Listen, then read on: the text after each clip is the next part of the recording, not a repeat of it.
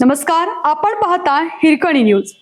Hirkani news प्रत्येक क्षण ताज्या घडामोडी आणि महत्त्वाच्या प्रत्येक बातमीसाठी नेहमी तत्पर. विधान परिषद निवडणुकीत सांगली साताऱ्यात 2 तासात 3% मतदान.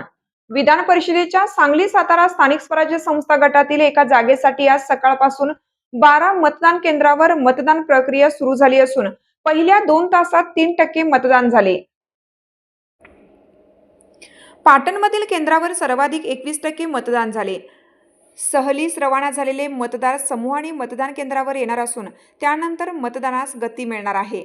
सांगली व सातारा दोन्ही जिल्ह्यातील 12 मतदान केंद्रावर मतदान सकाळी 8 वाजता सुरू झाले.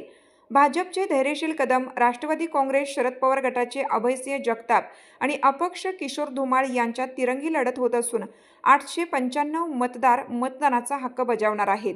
या निवडणुकीत सांगली जिल्ह्यातील 423 तर सातारा जिल्ह्यातील 472 मतदार असून जिल्हा परिषद, महापालिका, नगरपालिका व नगरपंचायतीचे सदस्य व तालुका पंचायत समिती सभापती मतदार आहेत. मतदान पत्रिकेवर उमेदवारांच्या नावापुढे निवडणूक आयोगाकडून उपलब्ध करून देण्यात आलेल्या पेनने केवळ पसंती क्रम लिहिण्याचा आहे. सांगली व सातारा जिल्ह्यात या निवडणुकीसाठी 12 मतदान केंद्रे असून यापैकी सांगली जिल्ह्यात तहसील कार्यालय कडेगाव, प्रांत कार्यालय विटा, तहसील कार्यालय ईश्वरपूर, अप्पर तहसील कार्यालय सांगली आणि तहसील कार्यालय जत या ठिकाणी मतदान केंद्रे आहेत.